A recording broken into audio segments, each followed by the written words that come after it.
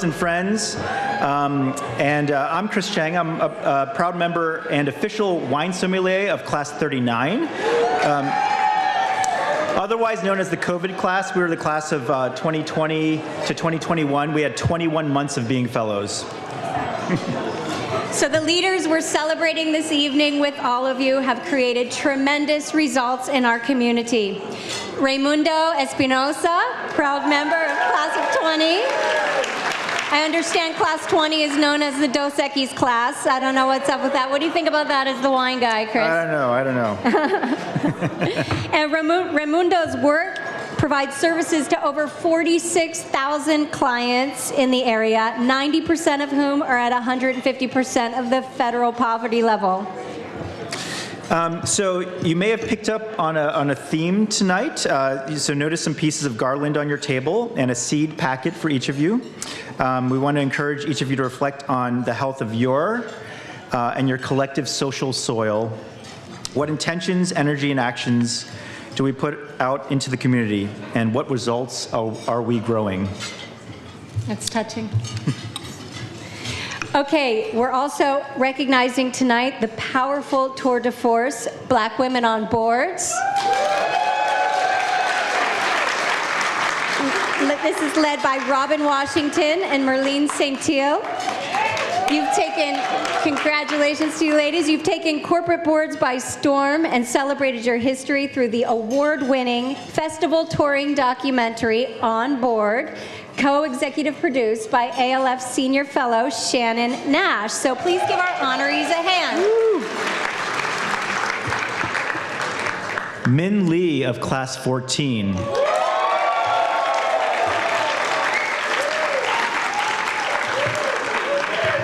So Minh is not only an awardee for his bridge building work, but a contributing author in ALF's forthcoming book, which you have a sample of this evening at your seats. And tonight we will also celebrate this network. Yeah. Okay, so I'll be back later to put some pressure on you in the nicest way possible to remind you about the ALF Scholarship Fund. So we'll talk about that later. But first, we'd love to take a moment to just thank our sponsors for this evening. Suzanne says you're allowed to do one clap after each name. So our nonprofit sponsors to start, the Gardner Family Health Services and the Health Trust. Good job. Nice restraint. And for our bronze sponsors, Applied Materials, Bloomberg, Deloitte, Heritage Bank, PG&E, Sutter Health, Texas Instruments, and Tracy Toyota. Oh, you guys are awesome. That's good. Okay, at the silver level, Destination Home, Salesforce, San Francisco Foundation, and Silver Lake. Gold sponsors, Adobe, Hewlett-Packard, and Silicon Valley Community Foundation. All right, and finally, our platinum sponsor for this evening, ALF Class of 14. So let's give them a round. So the wonderful staff here at Sharon Heights are going to serve the main course now. So we'll let you enjoy your dinner, and we'll be back around 7:30 for the main award show. But note that the wine tonight was donated by all of it was donated by members of the ALF community. And if you want any wine pairing suggestions, I'm at table 4.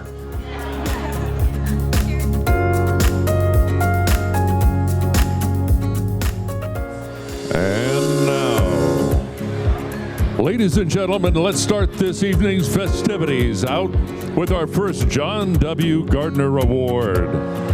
Please welcome to the stage from Class 27, Dolores Alvarado.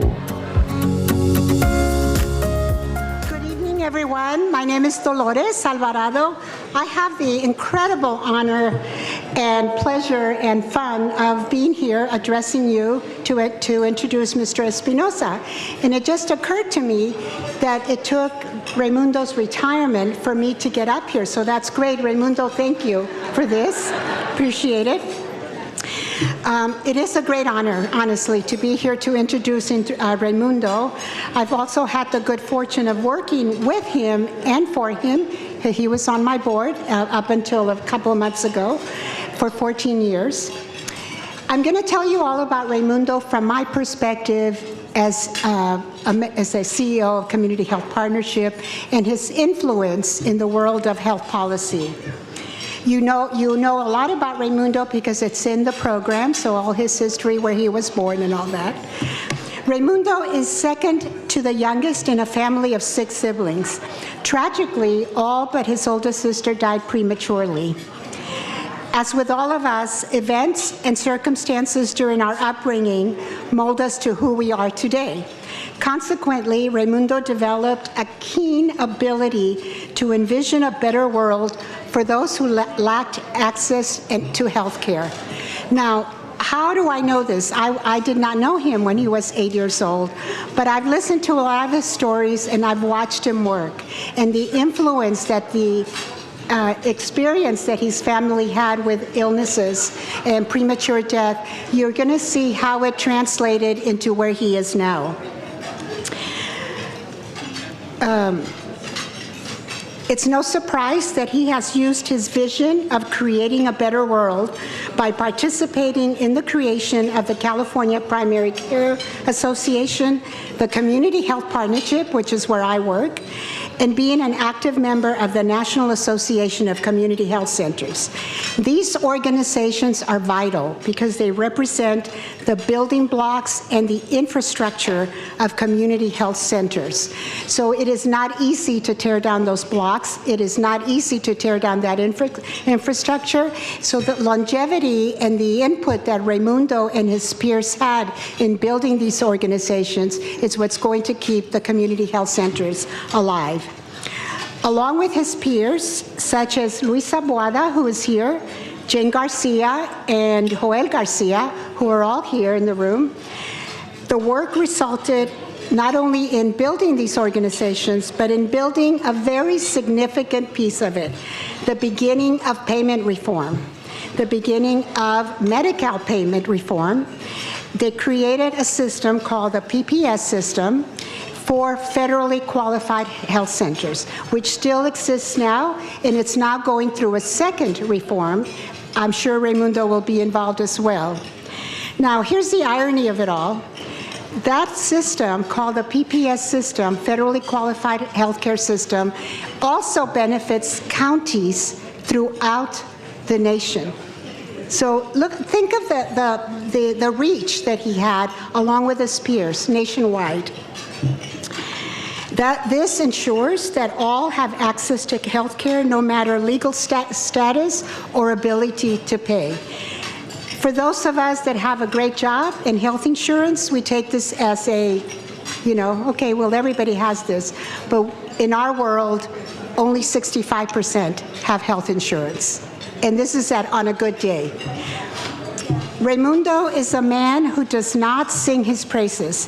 However, he is the first to commend others. He's a true leader that focuses on action, mitigates conflict by reminding all of the greater good. And that was very much his role as a child. When he was left as being the only sibling at home sometimes, he had to take care of business at home. The skills he learned are the ones that he utilizes for the rest of his career. His support, he said to me once, I'll never ever forget this was my first week back in the year 2010. He said to me, I have just one word of advice for you. And I thought he was gonna say, be here on time, that kind of thing. He said, don't waste your time. Go, and I quote you, Reymundo, go where you are wanted, bring your vision, and make it a reality.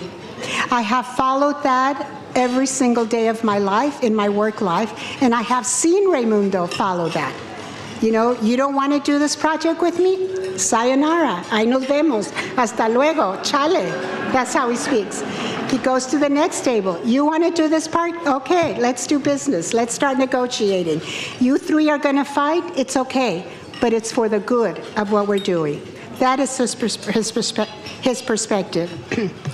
His support in response to what had to be done to increase vaccine access to local communities during COVID, obviously, proved to be a testimony to his ability to lead under pressure, under conflict, with virtually no finances to address the pandemic at that point. Why? For the greater good. So again, he went to different tables, he worked with Nora Campos, and boom, the access increased in Santa Clara County. What I appreciate most about Reymundo, I think this is the piece that really has kept us all in touch with him, has kept me at Community Health Partnership, is the following. What I appreciate the most is his personality, his honesty, his sincerity, his love for his community, and his humor. He tells it like it is. And now I would like you, Reymundo, thank you for teaching me these great lessons. So like you, if nobody wants me at this table, I'll go to the next one. Nobody wants me there, I'll go to the next one. And then I finally get a chair, so there. And the same wine and the same food, so we're all good. He tells it like it is. It is not unusual for Reymundo to say in a group such as this one, chale, that doesn't make any sense. No, ya me voy. You know, I know where I came from, and I'm going to tell you what needs to be done. And he walks out, and then he comes back. So join me in watching this video so you can see for yourself how Reymundo tells it like it is.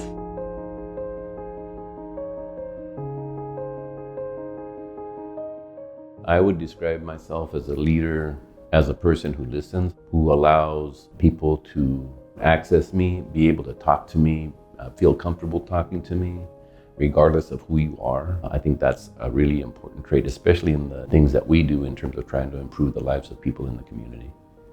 What leaders need in order to persist in this day and age, for me, has never changed. Regardless of the situation, you have to have grit, the ability to make decisions and continue to pursue, even if they don't turn out the way that you hope that they do. I think people need to understand that it takes a group of people with their different expertise to come together to see how we resolve issues. And I'm hoping that continues. The impact that ALF has had on me is the ability to interact with a wide range of individuals and also gain support from those individuals, but also develop a network of people that I could potentially turn to. The values are important, and I think those values continue to drive what I do, and I have always driven what I do. What I am most proud of is my ability to have provided more services to people. It's sad on the one hand because it just demonstrates the need and there's more people in need, but at least I believe that we've been at the forefront of making services available so that people could benefit. And for me, it's not a job, it's been an adventure for Gardner, because you always have to be on the forefront of making change. You always need to try to figure out how you make things better for people. That's non-traditional. It's about being there at the forefront with people and trying to understand what's impacting them and then creating strategies for improvement. I have a hard time accepting awards because I was doing my job. But I really appreciate the acknowledgement. I would like to thank ALF for the wonderful award and those individuals that nominated me for this award. So many people that just made a difference for me and helped me be where I'm at today.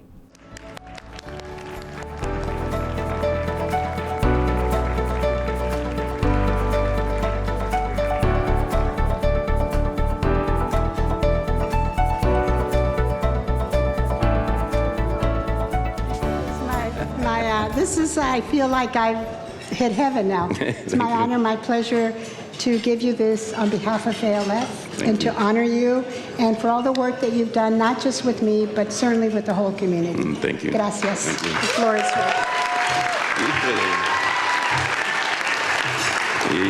What a great introduction. First of all, I want to thank all of you for being here, taking the time to acknowledge, I guess, my accomplishments and contributions towards making a better life for people.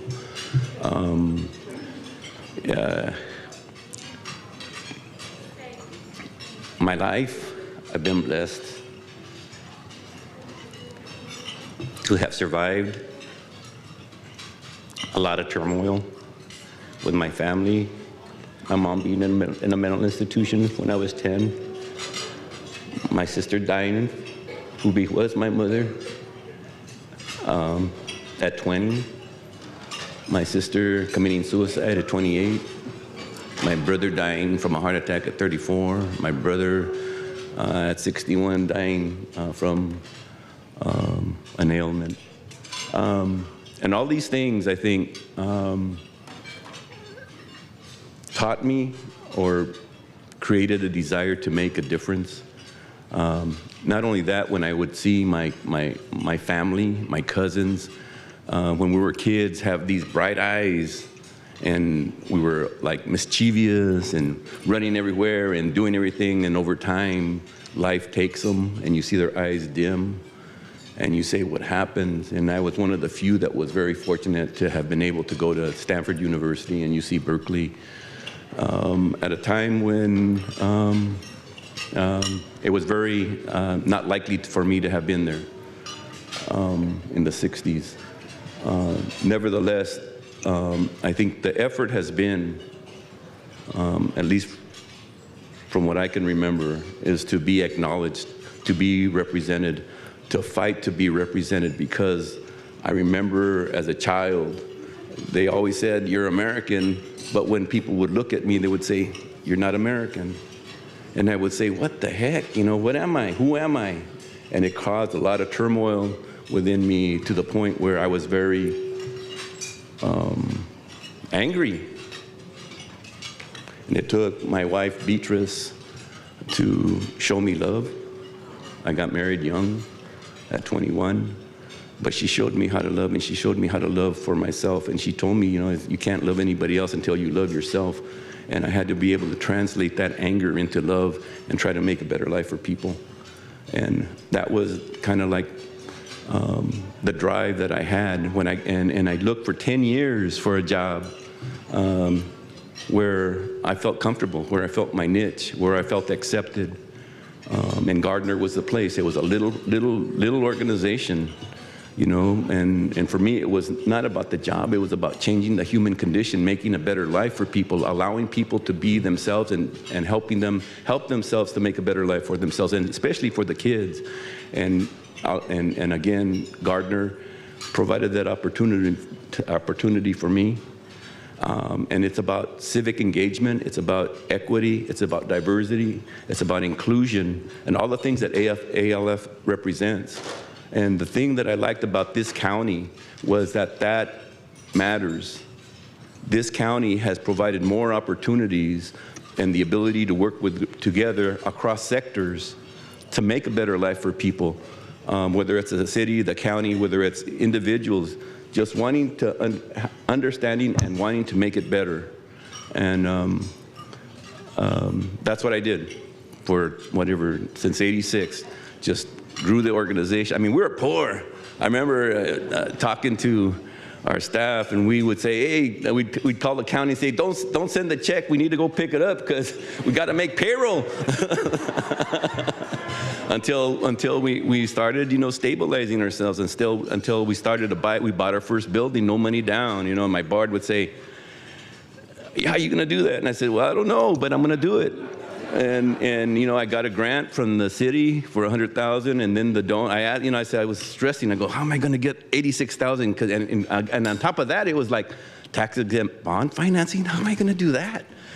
Fortunately, I had, and these are stories that I have, right, of people that just helped me, led me in the right direction. And I finally asked the owner for the $80,000 donation, and we bought our first building. And now we've grown. We went from a $1.5 million corporation to about a $100 million corporation with multiple sites, providing services to 46,000 people. We own, I think, 8 facilities, 5 are debt-free. And so we're here to stay, and it wasn't about the growth. It was about the people. It was about trying to make it better and helping others along the way. I know that the expertise that I was able to gain, because I didn't know, And people sometimes said, well, how did you do it? I said, well, I just took a risk, and it was a calculated risk. But I did it, and as I learned, I tried to help others. And for example, in terms of buying buildings, I said, this is what you can do. These are the consultants you can get. This is the strategy that you can make. But we're all in this together to make it better for the people. It's not about Gardner. I mean, Gardner would like to grow. Gardner, because you have these conflicts about, do I do it for individual or do I do it for everybody, and you go, oh man, it's competitive out there, but we're frenemies, so let's do it, But in reality, I'm very thankful for being here. Class Dos Equis, yeah! Class 20, okay, Class 20, Dos Equis. But there's many people in here that I appreciate you for being here, for helping, for understanding, for making a difference in the lives of people, and especially the kids. And through Gardner, again, I know that I run across people who say they're attorneys now and they remember Gardner. There are doctors now, they remember Gardner. Running through the halls, looking at the murals. And that's the significance of the ability of people to make a difference. And I appreciate you being here again, and thank you for the acknowledgement.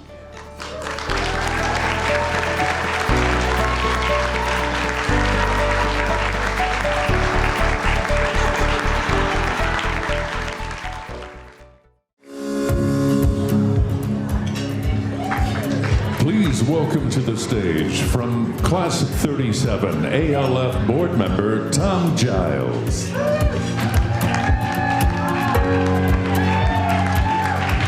All right, Class 37. Thank you all for being here. I'm going to share some words that I hope are familiar to most, if not all of you. Mindfulness, dialogue, forgiveness, civic responsibility, using your privilege for the good. When we talk about the values at the heart of the ALF experience, those things that we talked about in our fellowship, we talked about around campfires and at 1440 Multiversity, we're not just paying lip service to platitudes that we frame on the walls of boardrooms that make us feel good about ourselves. You and your classmates and your fellows from across the Bay Area and far beyond have been living these out in tangible ways for decades. And you're making an impact. We just heard about it from Reymundo Espinoza. Think about the community leader who grasped the importance of mindfulness after recovering from heart and lung failure. The mayor who's here in this room tonight, who learned how to forgive those who subjected her and her family to racism and discrimination after she took a stand for equity policies.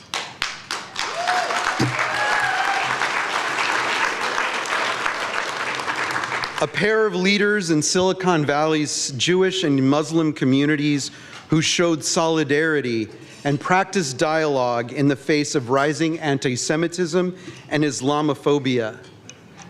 The law student who never foresaw herself entering politics but is now fighting for the rights of young people as the president of her county's Board of Supervisors.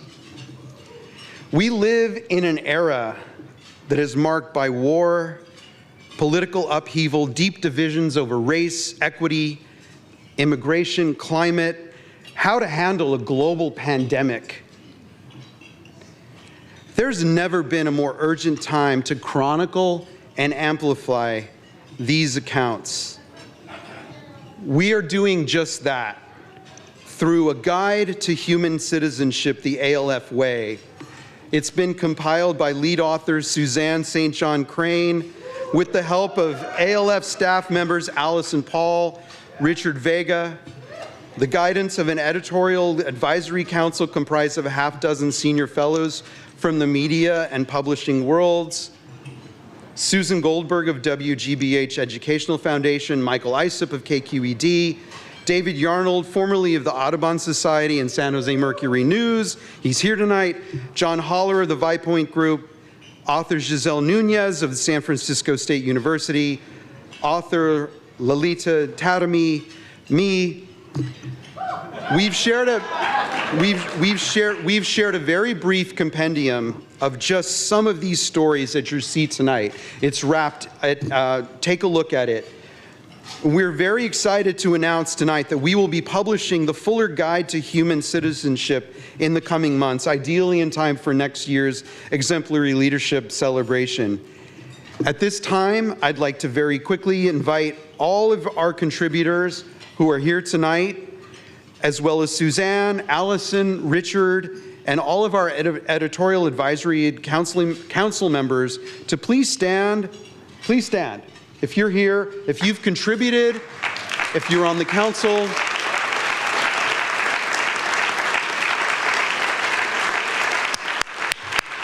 To all of you for the hard work that you've done in telling these very important stories. So our invitation to everyone tonight is to embrace these ALF practices as we brace for and celebrate everything that 2024 has in store. Thank you all.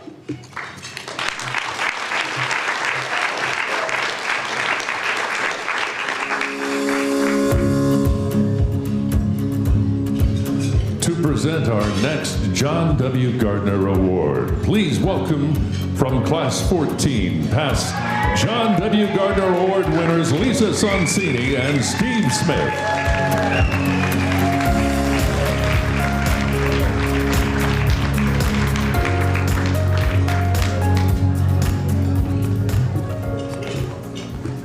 Hi there. I'm just going to tell you a few things about Minh's earlier life.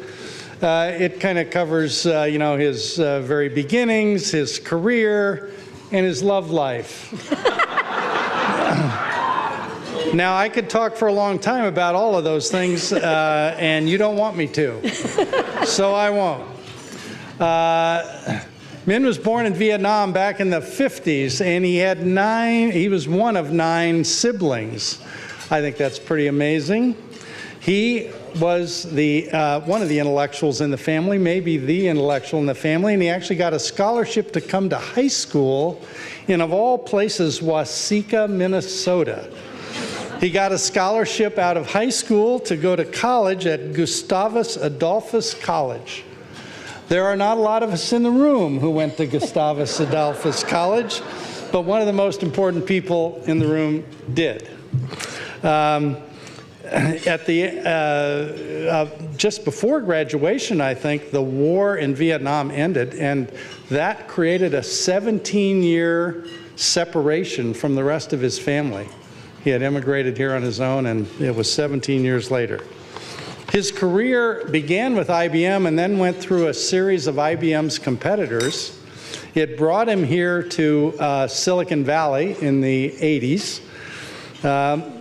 Along the way, he became a disciple of a gentleman named Wilfred Jarvis, an Australian psychologist who was quite noteworthy and should have been an ALFer, I think. At any rate, Minh really took to the Wilfred Jarvis way, and he arranged a deal to found the Wilfred Jarvis Institute here in Silicon Valley. That was in the late 90s, and he's still actively involved in talking to clients about leadership and organizational development and so on. So I could stop there, but you're probably interested in something about his love life. So I didn't know this about Minh, even though we spent a year together in class 14.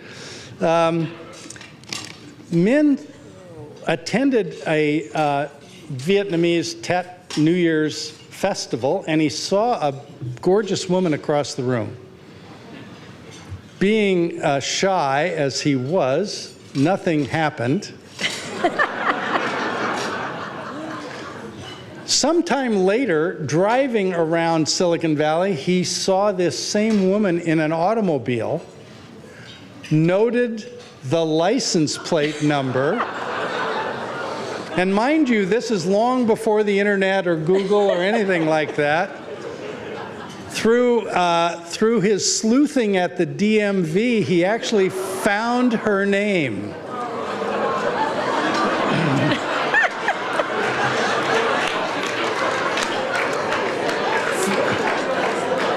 From there, the stalking began, and I don't know how long it took for him to get a date, and I don't know how long it took for him to propose, but they were married maybe a couple years later. They've been married 38 years, have raised 2 wonderful kids. On to. We love you. That's all I have. Lisa? Well, now that Steve took up all the time, now I'm going to just share a little bit about why we love Minh, because of just who he is and what he's meant to us, and I think to many of us in this room, as a devoted servant leader who really has been recognized throughout just the civic, the nonprofit, the business community, educational community, really as this passionate bridge builder. I mean, his passion comes across everything that he does, with every relationship he has, with every interaction you have with men. He is regarded as a heroic brother. These are some quotes that we've heard. A voice of reason, we know that about Minh, and an inspirational leader, not only by his beloved Vietnamese community, but by all who have really had the opportunity to see this about Minh, to see him live his values in everything that he does and in every interaction that he has. He consistently emphasizes the importance of unity and collaboration, living true to the proverb that if you want to go fast, go alone. If you want to go far, go together. Minh's commitment to dialogue and application of principled relationships and techniques has promoted conflict resolution, collaboration, and trust building among so many different diverse communities and organizations facing very, very complex challenges. From families to neighborhoods, airport construction projects to school districts, community colleges to governments, open space districts to water agencies, and even a land trust founded by a Native American tribe, Minh has been at the center of helping to bring people together. And on the side, he also provided countless individuals and businesses with language translation and other help during the pandemic to help them access medical and financial assistance. We're so grateful to Minh for having served as our Class 14 ambassador. I don't think we would have come together in the way we have if it hasn't been for you and for the honor that we have for you, and for all that you've done being on the board and serving on the ALF Life Transitions Affinity Group, and for your contributions in the most recent publication. So we have so much to be thankful for, and we want to hear in your own words more about who you are and what you want us to hear about you. So we will turn it over to your video.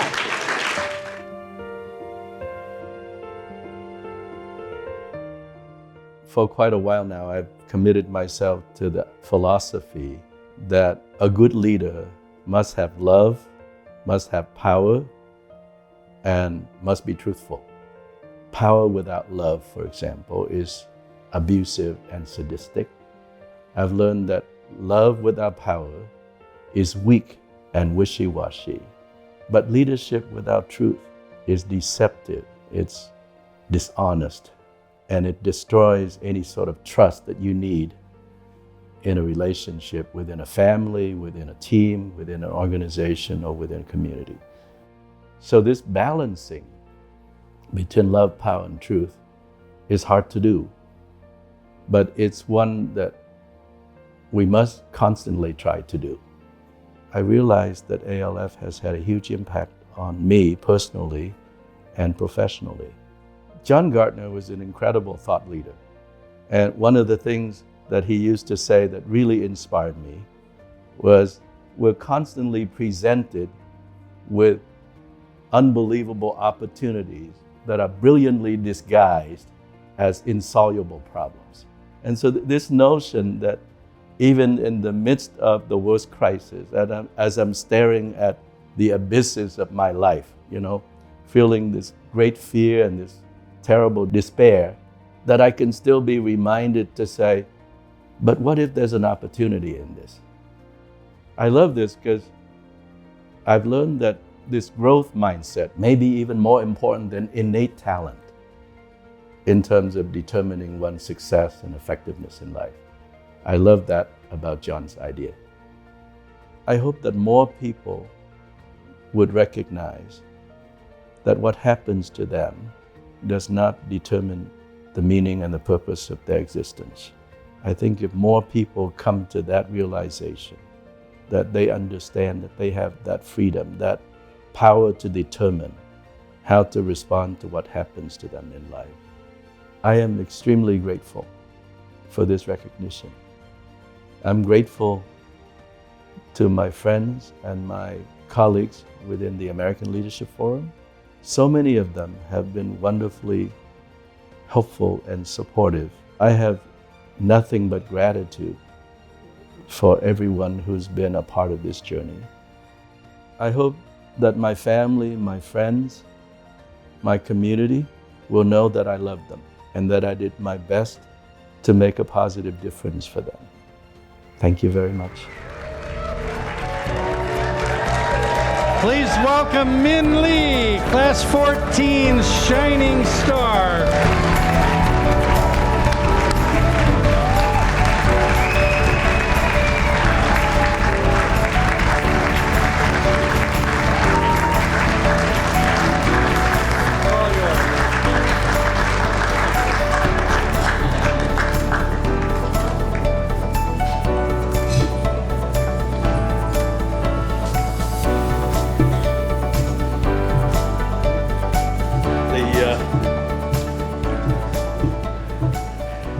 They did a great job investigating me. And the prosecutors laid out their cases in an excellent fashion. I hereby plead guilty to all the charges against me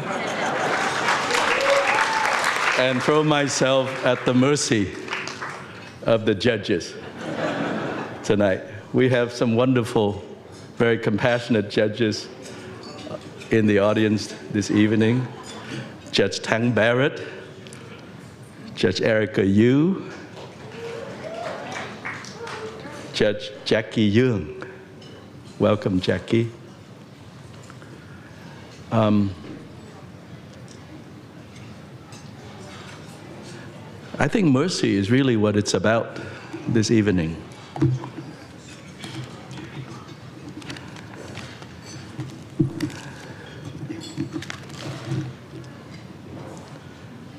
Lisa and Steve so eloquently expressed the affection and the friendship of my Class 14 friends. I would not be standing here tonight without them. So to Class 14 members, all I can say is I have been and will always be your friend.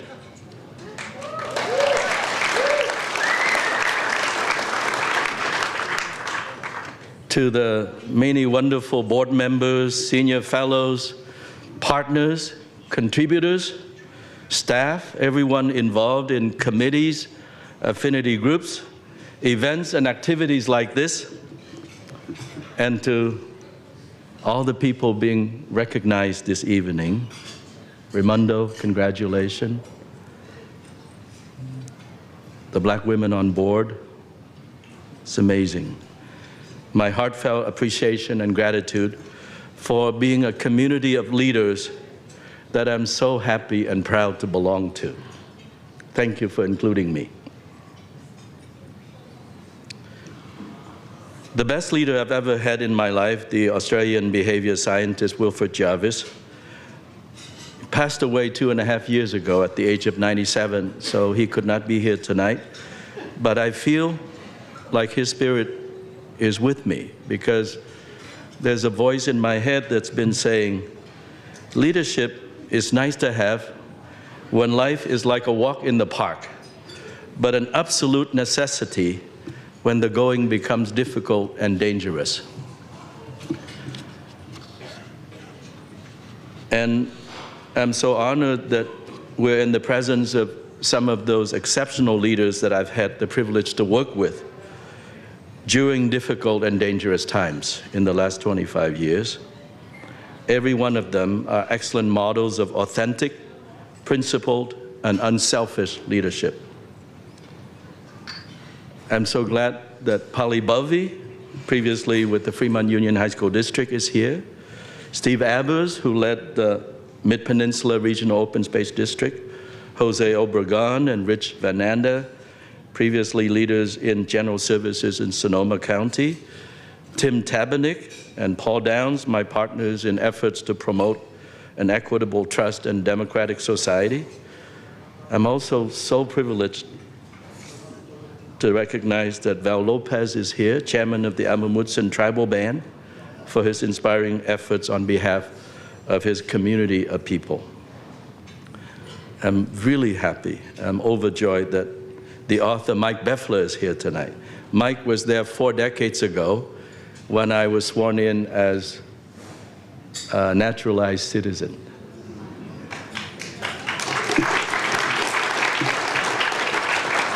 I think in this room, he's probably the one that has known me the longest. And I'm proud to say that he is still one of the best Americans that I've known. As the first Vietnamese refugee to receive this honor, I'm deeply grateful. However, you must know that there's so many heroes in my community of refugees who are far more worthy than I. During the Vietnam War, 2 million Vietnamese civilians lost their lives. Over 1 million North Vietnamese soldiers and 250,000 South Vietnamese soldiers also perished. After April of 1975, 49 years ago this month, 500,000 were forced into re-education camps. Over 100,000 were incarcerated in extreme conditions for many years, and an estimated 250,000 people died at sea.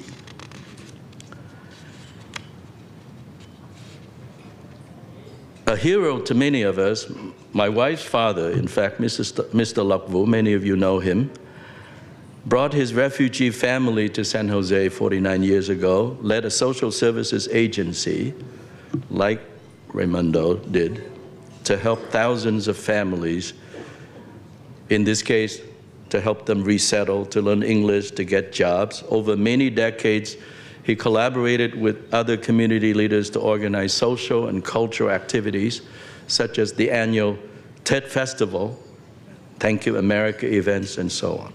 Later, he created the Viet Museum, which encourages future generations to reflect upon the sufferings and the heroism of the Vietnamese people, and seeks to memorialize those who fought and died for freedom.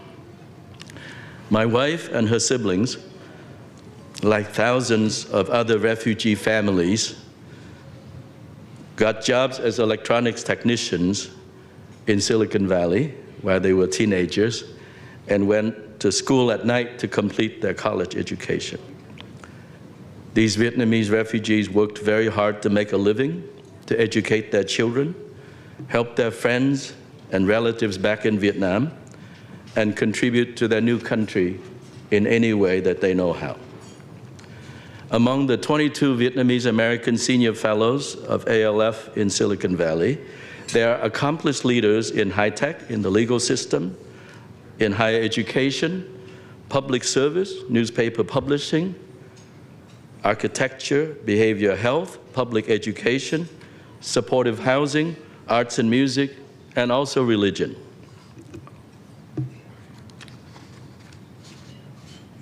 I have not seen Judge Barrett for a while, but he's a member of class 10, so he preceded me in ALF, and he was the first person first Vietnamese American Superior Court judge appointed in California. He taught me 2 decades ago this very important lesson.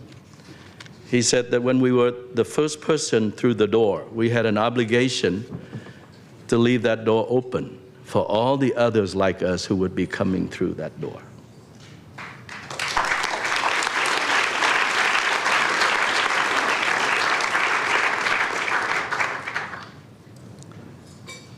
My friend Quinn Vuong of Class 20 is also here tonight. As the Executive Director of the International Children's Assistance Network, Quinn has dedicated her life to children's causes. And right now she's tirelessly advocating for designations, 2 designations, a Black April Memorial to recognize and heal the losses and pains that came from the exodus from our homeland, and a Vietnamese Heritage Month to highlight our unique contributions to society right here. I would like to share this honor with these extraordinary leaders, my Vietnamese American Senior Fellows.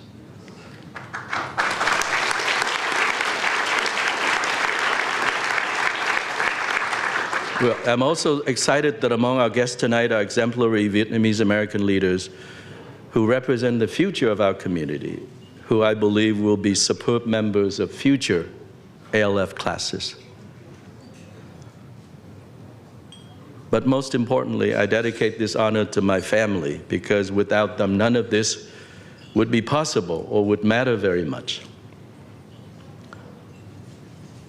The love of my life, the creative and talented Anh Thư, whose name, by the way, means heroine in Vietnamese.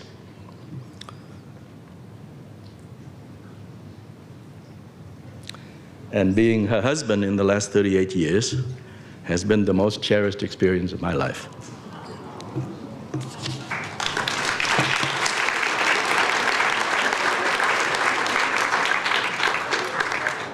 I'm very proud of my children, my siblings, my nieces, my nephews. Each of them has been an extraordinary hero in their own way, and will always have my admiration. When advocating that I should wear the traditional áo dài to this celebration,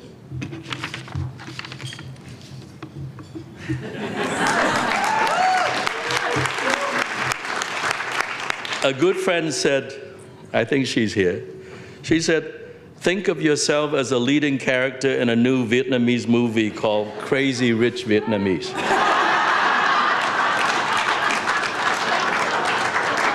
I have really struggled with that description for days. I'm not rich. But tonight, standing among you and feeling the compassion, the love, and the affection from all of my friends, I'm reminded of a Vietnamese expression that says, Giàu vì bạn. That means rich in friendship. So thank you for making me feel like I'm the richest Vietnamese on the planet this evening. Thank you.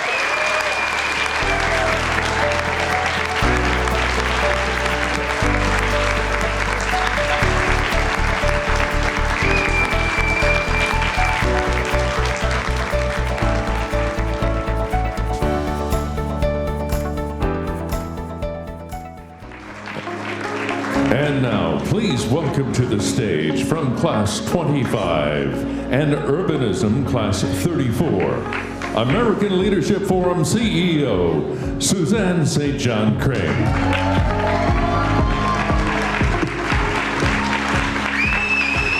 Hello, friends. How are we doing tonight? Are we having a little fun? We having some good food?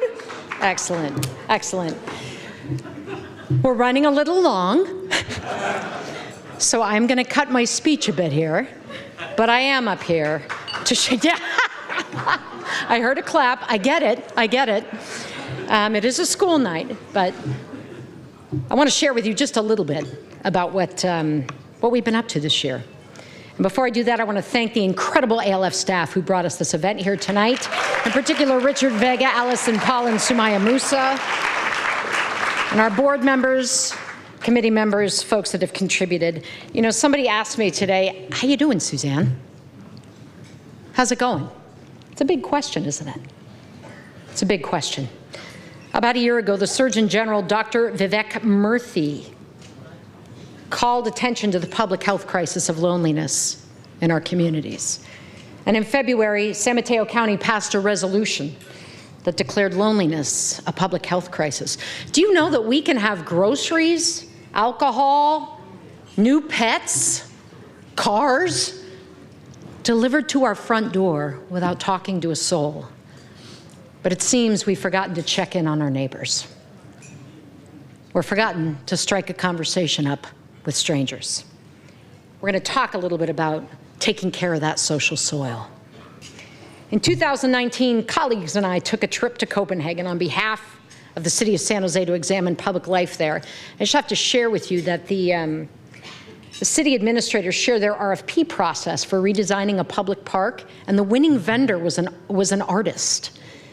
And when asked on his application, what is the outcome that you would like to have as a result of your work, he said, more love. Just more love, right?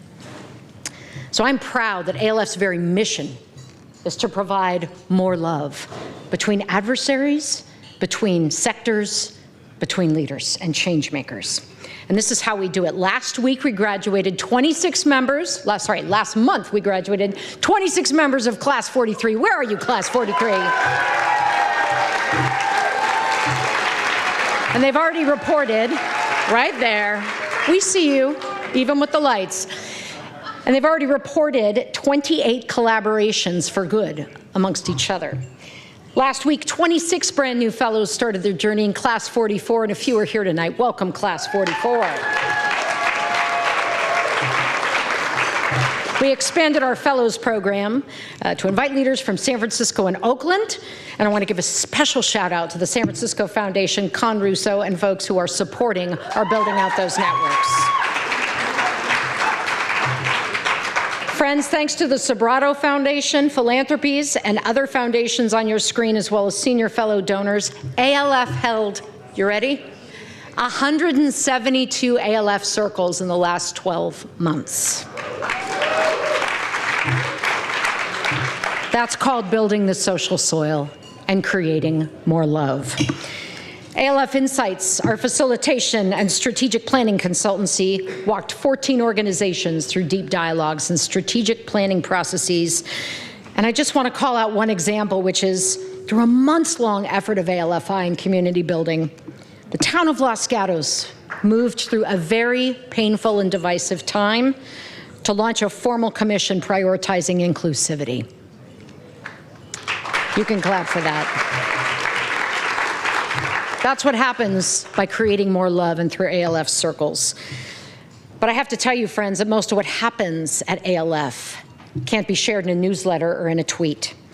What I can tell you, if I leave you with anything tonight, it is that this year we imperfectly but steadfastly created space to have some of the hardest conversations that provided the most inspiration and transformation that any of us have ever witnessed. If creating understanding across divides and healing relationships and developing and nurturing good leaders isn't the most important work that we should be doing right now, I don't know what is. And while it's impossible to measure the impact of all these dialogues and the network, I guarantee you that the social soil is getting richer. ALF was proud to fiscally sponsor 2 projects, Decoded, a Human Atlas. Hopefully you got to take a look at that book. And from our very own Barry Williams, former Gardner winner and senior fellow, 100 Black Voices. You'll be hearing more about those 2 exciting projects shortly. Last year I shared at this dinner that ALF became the headquarters for ALF National. And this year, thanks to support from the Packard Foundation, nearly 5,000 senior fellows in 46 states are connecting for the first time online through ALF Connect. We've been around 40 years and we finally made it happen. So that's what we've been up to. You know, that and writing a book. So I want to leave you with just a little bit of pep talk in my abridged speech here, and that is, I don't know if you heard, but it's an election year apparently. Sam Liccardo was here, but he had to run out and start counting ballots. Too soon? Too soon?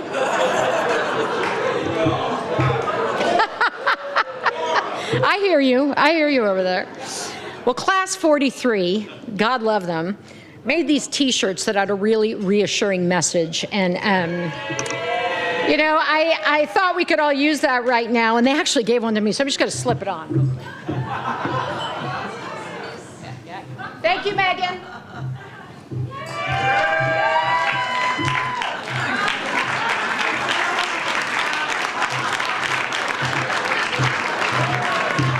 So I just want to tell you that I'm fine, you're fine, everything's fine. But only if, my friends, in the words of our founder, Joseph Jaworski, we activate our capacity to love. And so you each have a packet of seeds at your table here tonight. And my invitation to you is, before you plant those seeds, check the soil, right?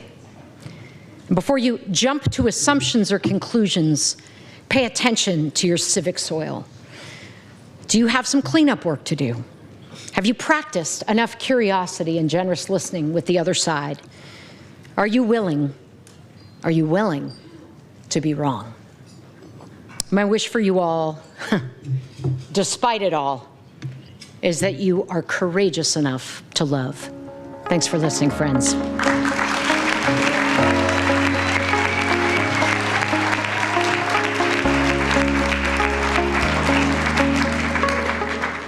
The ability to be part of the ALF network has been life-affirming for me, as well as transforming my life. And I say this not lightly because I truly have met people through both my class as well as the ALF network that I wouldn't have normally met in my day-to-day life. There is an atmosphere that American Leadership Forum creates, and it creates it in a way that allows people to synergistically address systemic issues, particularly in marginalized communities in which I serve in and many other ALF will serve in. ALF allows you to be vulnerable. It allows you to be real. It allows you to be human.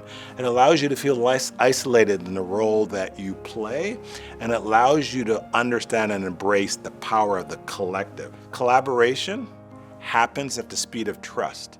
And so when you leave ALF, that foundation of trust is there. So collaboration happens quickly and effectively. We don't always have access to resources. And when they said the American Leadership Forum was going to cost X amount of dollars, I said, well, I can use that money to help my marginalized community. Well, because of the scholarship, that afforded me the opportunity to now become a part of the ALF network. And it has been something that is beyond my imagination, not just professionally, but also personally. And it's been such a wealth of knowledge and camaraderie and collaboration. And so I'm blessed, and without that scholarship, I would have never had these opportunities. If it wasn't for the scholarship program, I would not have been able to participate in ALF. It creates a shared experience with other folks. You may not have been in the same class or the same affinity group, but you've gone and had an experience with ALF where you know that you're showing up as your authentic self and you're showing up to build your leadership muscle, but you're also showing up to benefit the community and for the common good. What the ALF approach has done through scholarship is to say, we believe in diversity, we believe in inclusion, and we're going to reflect that value in how we bring people into the program. It replenishes leadership spirit. It builds community in ways that aren't traditional. It builds community from across a sector of people, and people who wouldn't naturally overlap. And that carries out into the world. That's the beauty of ALF. That's the power of ALF. So I can't thank ALF enough. I can't thank those investors who invested in the scholarship fund. Your belief in the power of that scholarship fund is why I'm sitting here. So thank you, thank you, thank you. I am a product of the ALF Scholarship Fund.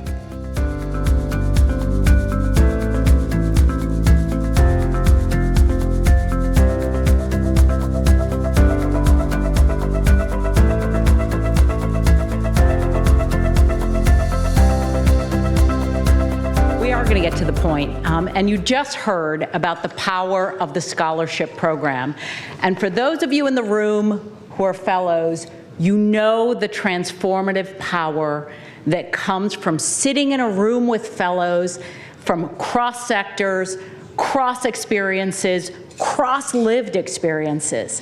And that scholarship program is what really makes the experience come to life by allowing us to have that kind of cross-sectional leadership. Now, it takes power, it takes love, it takes leadership, and it takes cold, hard cash to make that happen, all right? To nominate, vet, seat, and run this program takes $600,000 every single year. And every year, we give at least $100,000 in scholarships to make sure that people like the fellows that you just heard from bring their voice, bring their perspective, their love, their power, and their leadership to the ALF community. So tonight, we invite you to consider making a donation to the ALF Scholarship Fund. As we consider launching a second class, our costs will double. And as Kim said, we can't do this without support from the people who are willing and able to make scholarship donations. And she gets real mean if you don't acquiesce to her. So let me be very clear. She's right about that. For those of you who are nearsighted or may have had too much to drink, it looks like this, and it's on your table. And we're running late. We were originally going to withhold dessert and drinks, but because we're running late, we're locking the doors instead, okay? And we're shutting down the valets. So get out to the envelopes, and please consider making a donation to fund our scholarship program. It will allow people to be fellows, to have the wilderness experience, to go on those overnights. We really need your support. So please, it looks like this. Grab it and please donate so we can continue to have a diverse and thriving ALF community. Thank you. Thank you.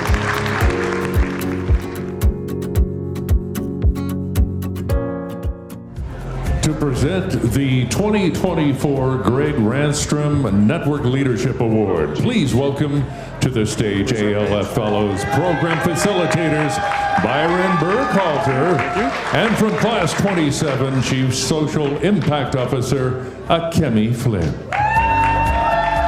we'll do the whole thing and just ask. Yeah, we'll just, Yeah. Hello, it's an honor to be here with you all tonight to present the Greg Ranstrom Network Leadership Award this evening. I'm just starting my second year as co-facilitator of the Fellows class, and what a truly wonderful experience and network you've all built. I've heard beautiful stories about Greg Ranstrom, your much beloved Fellows Program facilitator of over 15 years. He was an adamant believer in joining and strengthening leaders from different walks of life, sectors, and belief systems so that they would build relationships and ultimately build new and greater possibilities for the communities they served. How many of you are like me and had the experience of doing the Fellows Program with Greg Ranstrom? Powerful memories, right? That we have, the lessons that he taught us in how he lived as a leader. So tonight, on behalf of ALF's Network Engagement Committee, led by ALF board member David Epps from the great class of 29, we celebrate Black Women on Boards Network.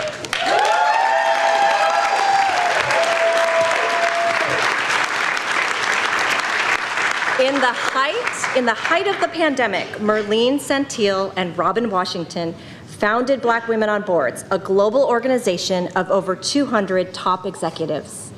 They prepare, place, and propel top Black female talent into the highest levels of board governance at market-moving companies with nearly 40 placements to date.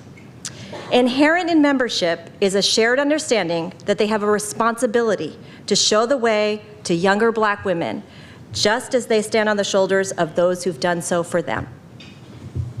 The film On Board, executive produced by Merlene Santil and ALF Senior Fellow Shannon Nash of Class 37,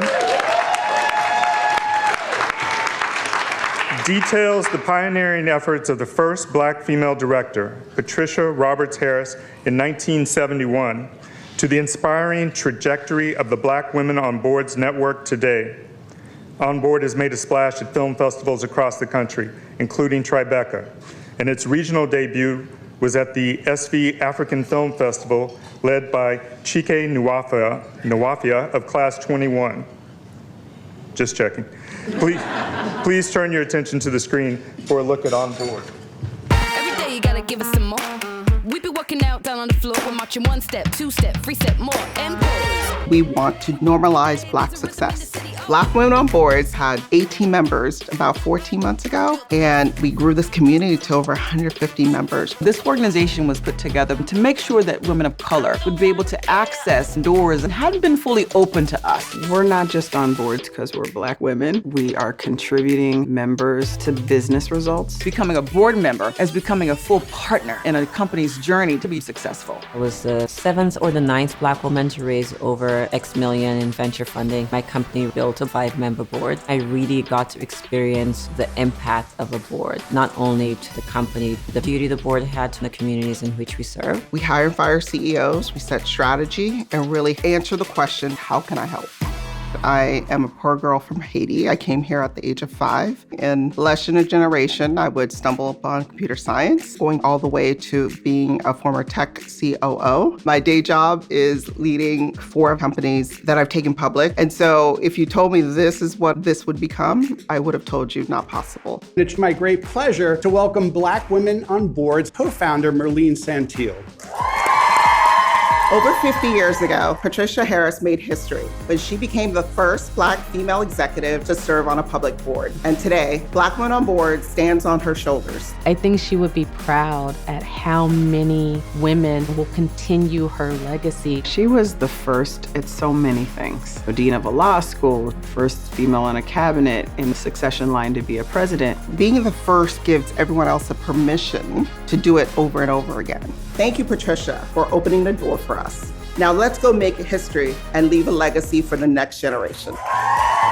When Endeavor was looking to expand its board, Ari Emanuel said, I want a woman of color who had built a company from the ground up herself. When I was 21, my grandmother taught me how to quilt. And since then, I've sold 12 pieces. My first piece was gifted to Oprah. I was born in Nigeria. I grew up with role models of Black brilliance, and I expected that my race wouldn't be a hindrance. My father was in law school at Howard University. He would take me to classes with him. I saw people who looked like me, and it was just ingrained that that was something I could do. I was raised in a small town called Haines City. I was a curious little girl, and I always wanted to know how I could make a difference. I got my first board position with IDEX Corporation. I grew up in the South. My parents were very active in the civil rights movement. I wanted to do something new and different. I was born in Brooklyn to a single mom. You might think that meant I wouldn't be where I am today.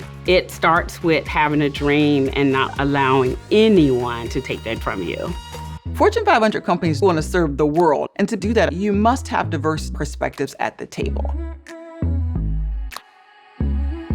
When you are underestimated, oftentimes you are over-prepared because of what we've had to do in the past. I don't want being a CTO to be special as a Black woman. Of the 150 women that we have today, 61% are on corporate boards. It's unbelievable how much progress has been made in 18 months.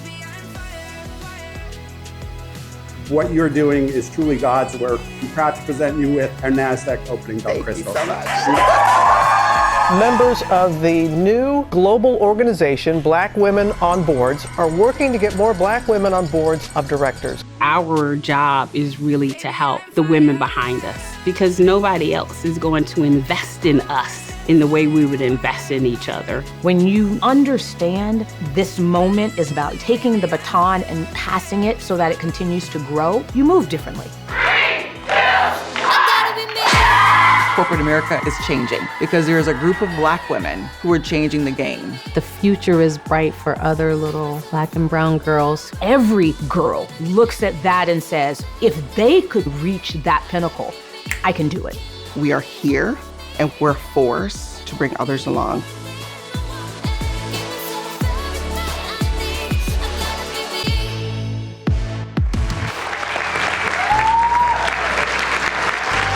So please help us to welcome to the stage our 2024 Greg Ranstrom Network Leadership Awardee, Black Women on Boards, and represented tonight by Robin Washington and 2 senior fellows from Class 37, Shannon Nash and Lori Castillo Martinez.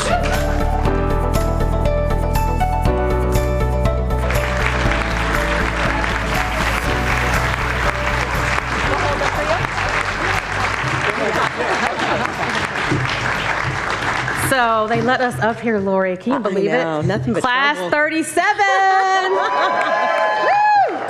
So one of us bought glasses and one of us didn't. So good luck with your part. I'm good on the fly. I don't know about you. Okay, here we go. So we were people right in front of us. You do. Team Salesforce.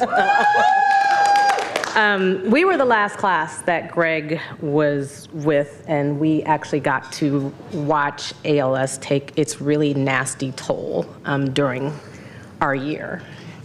Yeah. You know, Greg really exemplified for us what it really meant to bring network together, whether it was having the difficult conversations, really empowering us to be brave, to be courageous, to lean into whether we were representing government, nonprofit, our companies. How do we actually have that dialogue that makes a difference? He really role modeled that for us and helped us understand what it looked like up close and personal and in the woods, as many of you know. Yeah, in the woods.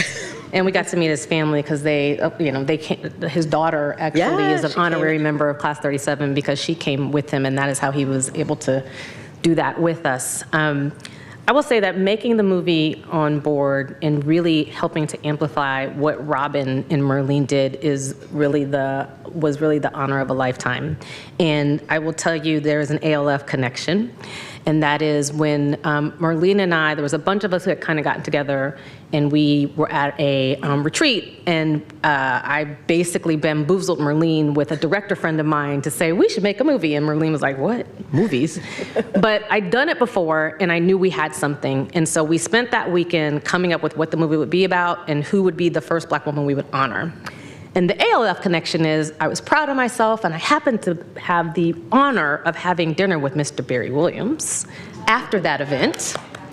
And I said, Barry, Merlene and I were talking, and we're gonna produce this movie about XYZ person. And Barry, in his typical fashion, says, why are you gonna do that? And I said, because she's the first Black woman to be on the board. And he said, no, she's not. And I said, look, Google says that she's the first Black woman. And Barry's like, Google is wrong. And as you all know, if you know him, he was right. When you actually did like the research and you looked at the dates, you could tell that just the algorithms had made somebody else the first, and she was one of the first, but the first person was Patricia Roberts Harris. So thank you, Barry, because we got it right. And I think what Greg really showed us is that it's what do we bring to the table? How do we bring those time, the treasures, whatever our platform is? And you know, Shannon and I were part of the same class. And I said, well, I don't know, maybe we can host some things at Salesforce. Maybe we can sponsor a thing or two. How do we actually mash together our network to try to amplify the amazing work of this organization? And how do we support not just the organization, but the amazing people and women that were part of the Salesforce and the tech organizations as well? And so it was, for me, it's a surreal moment of bringing together ALF, this sort of values that we live every day through our organization, and Black women on boards to say, it really is what Greg really showed us through his work of that power of the network to really amplify and be a multiplier in our community. And we all have that power wherever we sit to do that. I couldn't say it any better. And without further ado, many of you know Robin Washington. We feel very honored to be supported by her. I was one of the first 18 women on that Zoom call, Robin, where you basically empowered in us that we could do this and be on boards, and then we all got on boards. And so we thank you for even just even caring to reach back. And I know that's a part of who you are. So without further ado, the co-founder of Black Women on Boards, Robin Washington.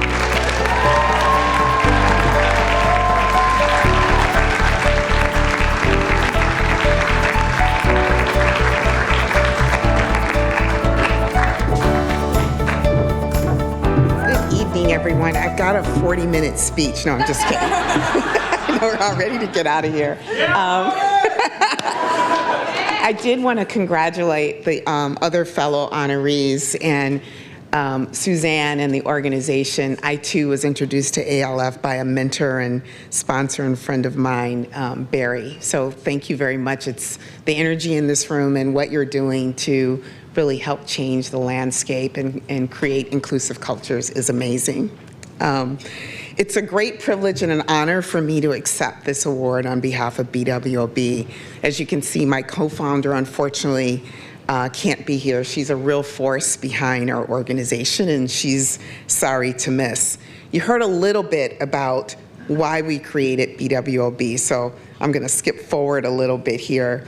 But one of the things that was very clear when Merlene and I first had our conversation in 2020 was that we knew there wasn't an issue of qualifications or pipeline, but that it was really about access and visibility. And that's really what we wanted to impact with creating Black Women on Boards. You heard a little bit about our first meeting of 18 women of color, but what I want to tell you is that these female executives were from large corporations, they were from venture capital firms, they were entrepreneurs, they were CEOs, they were CFOs, and they were board members. Fast forward today, and we have over 200 members residing in 6 countries and 25 states. Most of our members sit in the C-suite or 1 or 2 levels below the CEO.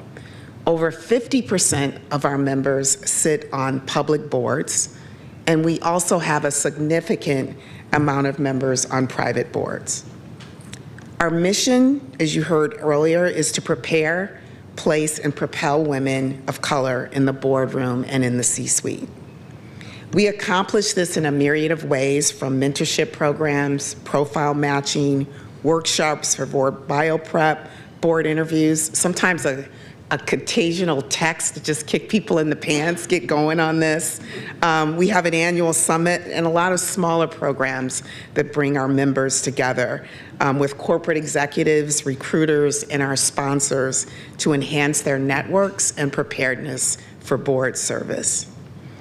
Doing this gratifying work has inspired Merlene and I to also incorporate student participation in some of our events, and to inspire and engage that next generation of female leaders to know that they too can be part of this journey. One of our essential asks for every member of Black Women on Boards is to share our commitment to support each other and always send the elevator back down, lifting others as we climb. If we don't support, sponsor, and advocate for one another, why should we expect others to do it? To date, this organization has placed over 50 women on boards that we specifically know of, and it's opened doors and exposed our women to many of our wonderful partners that are looking to expand their ecosystems to ensure that women that look like us are included and have a seat at the table. Our work wouldn't be possible without the support of our sponsors and our partnerships. It does take a village to do this work, and our success wouldn't be achievable without their unwavering support. Many are in this room, many aren't, but I want to thank you all. I'd be remiss not to mention that we are conscious that we must double down on our mission during trying times. We're certain that boardrooms and organizations focused on inclusive cultures and diversity of thought, where everyone thrives, is a competitive advantage that leads to enhanced performance. Despite some of the headwinds, progress is being made. I was privileged to serve on a public board with the late General Colin Powell, who was also one of my sponsors, and I got to really develop a relationship. And he frequently spoke of his 13 rules of leadership. Rule number 13 was perpetual optimism is a force multiplier. So I personally, as is Marlene and Black Women on Boards, we are very optimistic about the future, where we will see more women and underrepresented minorities in the boardroom and in the C-suite. This will ensure that we can continue to build extraordinary companies where all employees thrive. We continue to need champions, sponsors, allies, and organizations like Black Women on Boards to ensure that this optimism becomes and continues to be a reality. The world will be a better place if we accomplish this. Thank you very much.